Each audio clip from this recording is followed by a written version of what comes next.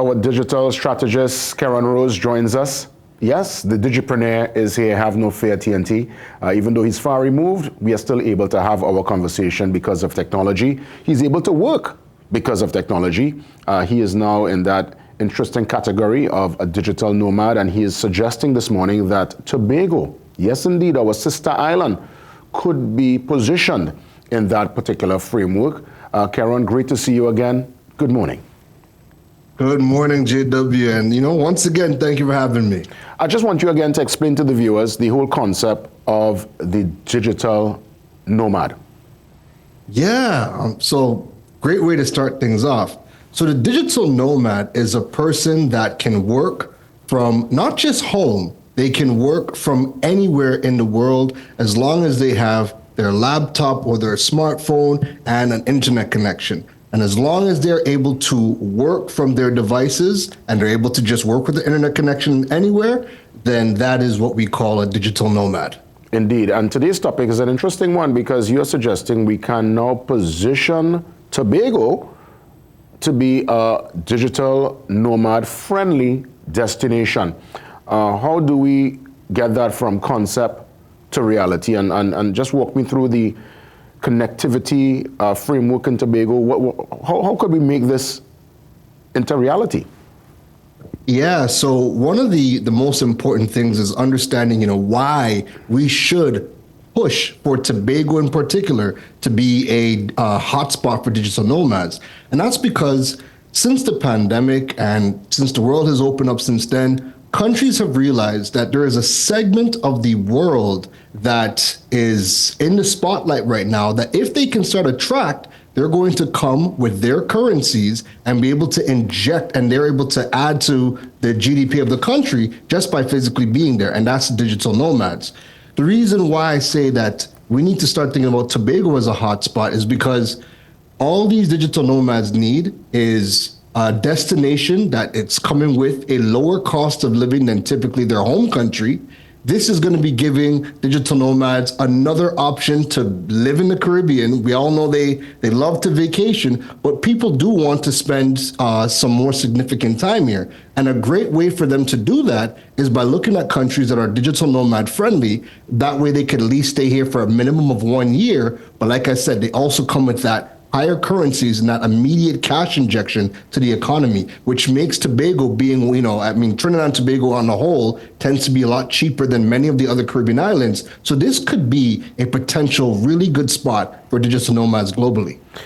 Does Tobago have the capacity via their connectivity framework to accommodate such a request if indeed people decide to come from far and wide to settle in Tobago to work?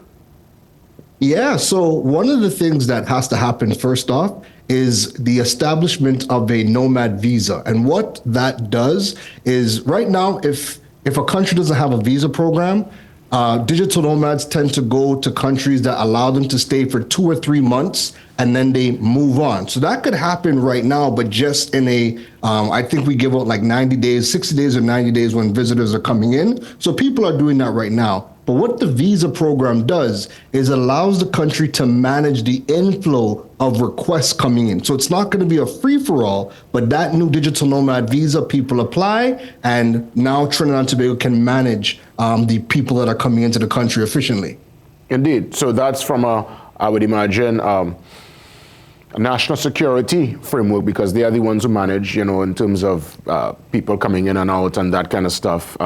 I guess so. That's a ministry conversation. But digital-wise, is there coverage? I mean, I'm not sure. I mean, I know there is good coverage, and our networks are doing well.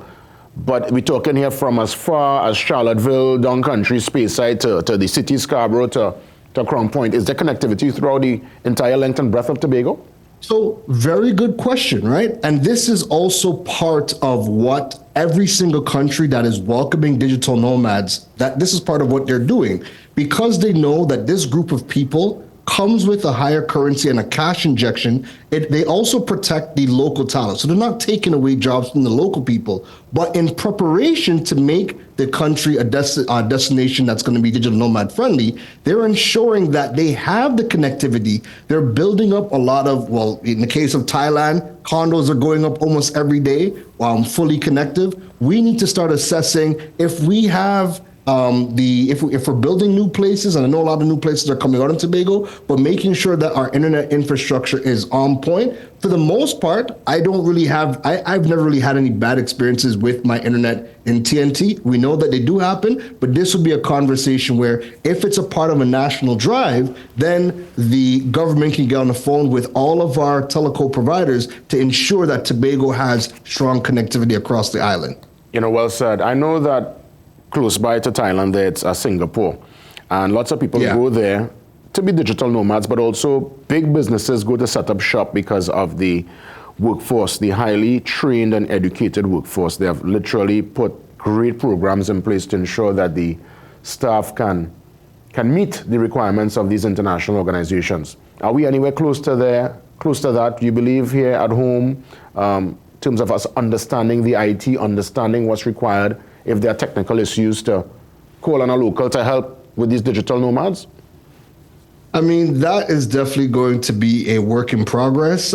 We know that organizations kind of come here with their own culture and try to instill that locally, but to train up the rest of the population to have the necessary skills so that, countries could start looking at Trinidad and Tobago and say, hey, they got some great software developers over here. Let's tap into that market. I mean, that's something that the Ministry of Digital Transformation could really start to champion. I know that they are getting programs from platforms like Coursera and a couple of other entities around the world to give access to people to train up, but that is definitely something that we could start looking at doing as well.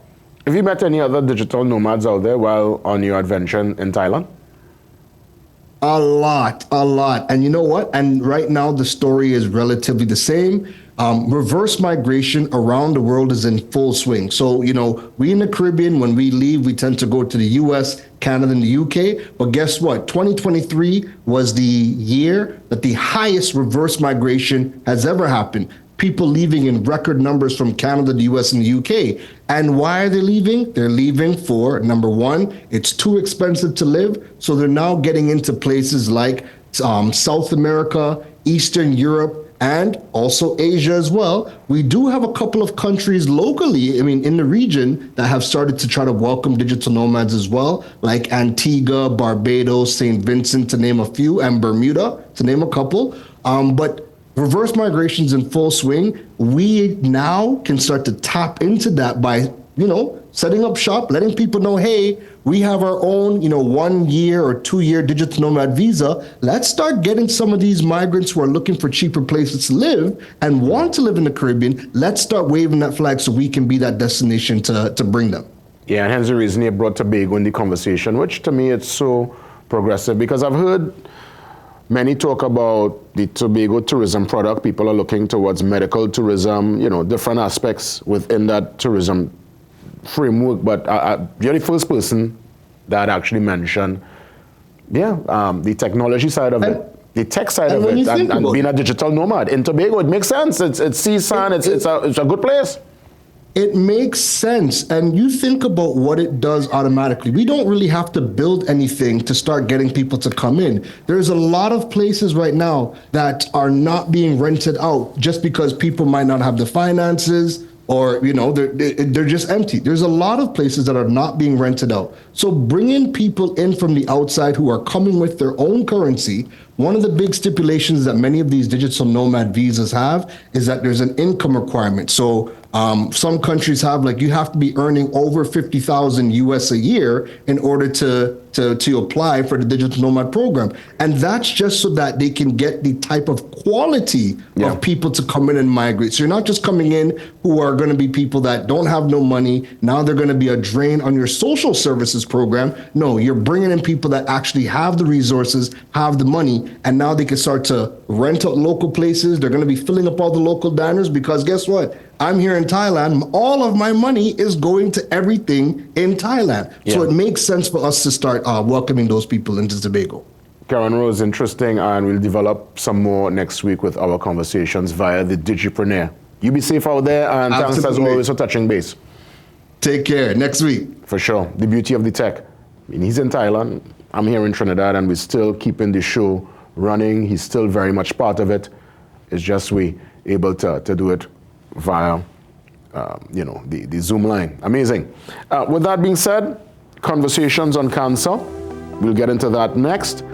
It is Tuesday, and we get into another very important discussion with one of the board members from the Trinidad and Tobago Cancer Society, Dr. Vasan Basdio. Joins me next.